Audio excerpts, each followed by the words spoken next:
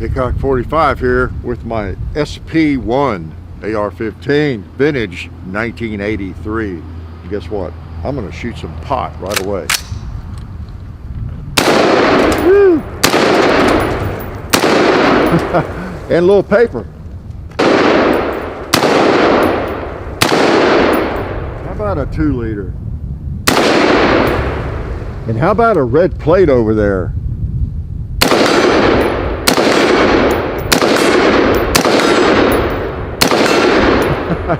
Pretty nice. Take a look at this. We're going to shoot mostly. We're not going to talk a lot because John did a video with this, and this is chapter 2, and just thought we'd have some more fun with it. And guess what? It's mine now. I traded John out of this. I did just recently, and it's mine, and I really like it. I used to have one of these. I bought one of these back in the day. Oh, when was it? It was in the 80s, I guess. Yeah, I bought one and had it and didn't really appreciate it for what it was, I guess. Traded it off eventually and should not have done that because they're really cool, these old vintage AR-15s. This is the, again, the SP1 Carbine, 1983. Made these from around 77, 78 up through 85, as I understand. And it has, of course, a 2-position stock, collapsible stock. Yeah, 2-position, made of aluminum, and pretty neat. Got this little rubber extender on there. It gives me a little bit more length. It really makes this more desirable. It does. I didn't know they had those, so that's neat. It is semi-automatic, okay, and it's intact. You know, it's got the old A1 flash hider on it. And get the round guard, but you know they had the round guards even in I think in Vietnam, even on these carbines. So whereas pretty much everything else was triangular, the longer ones, I guess. But there's this neat. It's hard to believe these things are so old now, and they're actually vintage. You know, when you see these, they're like the early M16s, you know, with no fencing and everything. These SP1s, kind of going back in time already. It's hard to believe. Because I was back there in that time and actually had these. As you know, I've talked about before, I bought my first A2. It's really mostly A1, this part of mine, my other one, and then the rest of it's A2, but I bought that in 84, I guess, 83, 84. And I guess I don't talk about it much, but at the time when I bought that A2, I actually had an Uzi.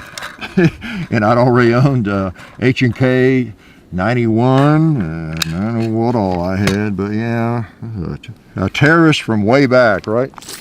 Pretty cool. Let's shoot something else here. How about some water? Oh man, 2-liter up close. Oh, nice. I think I need to pop some red plates over there. I believe the sights are right on.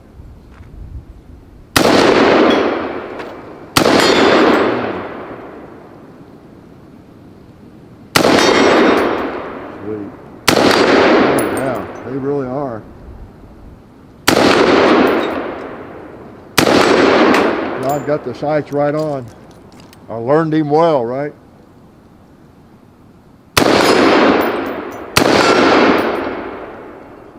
Very nice. Let's move back here and do some more bowling. We got bowling to do. Yep, just one round. I'm out of ammo. I might cry. Yeah, the old SP1. Pretty nice. You get a lot of choices there. You can either have the stock all the way in, or you can have it all the way out. Yeah, what more do you need? I'm not going to shoot a lot. I don't want to burn up the barrel. It is kind of a pencil barrel. See the barrel markings. Oh, you know, I don't worry about that too much. It's just that if you're not in battle, there's not a serious need to burn through 3 or 4 magazines very, very quickly and get the barrel really, really hot. Tell me differently if you know, if you really know. You're not just a mall ninja. You really actually know. But I think, to me, from what I've read, if you get that barrel really hot, you know, that's when you get more wear, you know, on your rifling. Because you got a high-speed round here, in case you didn't know that, right? So, pretty cool. Pretty cool. Been trying to figure out how to use a bayonet on this. You got the lug right there, but it just doesn't, you don't get a lot of knife out there with the bayonet. You need to move that, don't we? Oh man, even got a Colt magazine. Look at that. That means it works better, right? I've discovered the Colt magazines are more accurate. So that's why I like to use them. Okay. They're just always more accurate. I'll take a couple more shots. This old classic. Just still, it's just hard to believe this is a classic. It's become kind of a classic.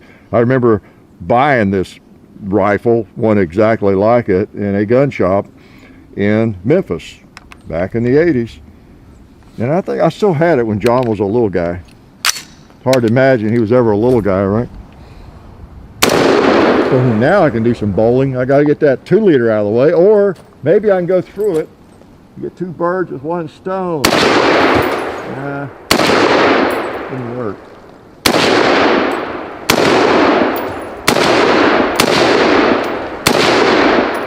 I don't want to fall off there. I was going right through it. Oh, there's some cinder over there on the barrel. Forgot about that. Yeah.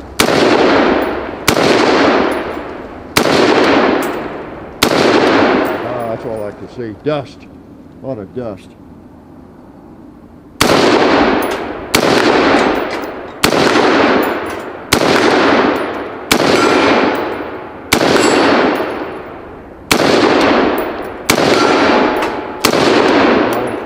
Get on target. There we go.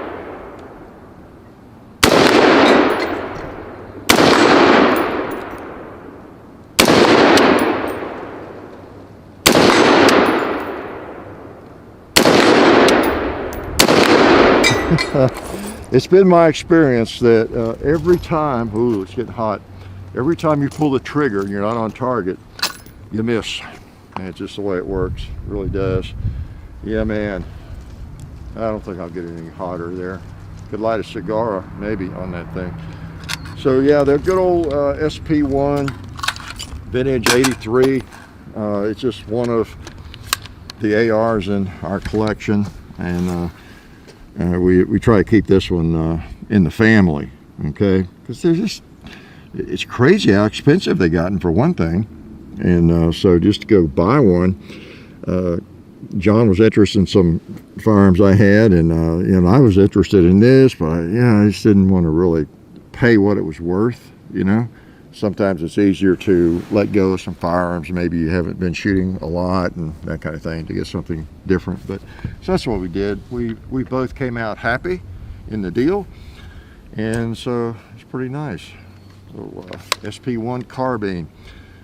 Nice gun. And by the way, these, if you don't know, John might have talked about this, that collapsible stock like that was really about the only thing available on AR back, you know, in this time period in the early 80s.